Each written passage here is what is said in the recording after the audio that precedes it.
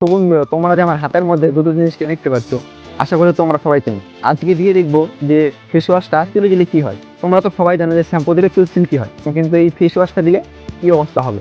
আমার সব মাথায় যে চুল আছে সেগুলি কি পড়ে যাবে, না শ্যাম্পুর মতোই কাজ করবে, সিল্কি হয়ে যাবে। তো চলো বেশি দেরি না করে চলো দেখাচ্ছি। তো সবার প্রথমে আমি বালতি থেকে নিলাম, বালতি থেকে এই কল থেকে জলটা ভরবো। তারপর বেশি দেরি না করে জল ভরতে শুরু করলাম। আশা করি এই জলে হয়ে যাবে, আর লাগবে না।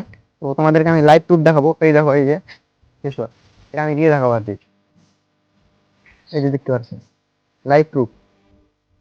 আর আরেকটা প্রুফও দেখিয়ে দিই। এই দেখো, শ্যাম্পুর প্যাকেটটা দেওয়া হয়নি। তোমরা ভাববে যে এই শ্যাম্পুর মাথায় দিয়েছি।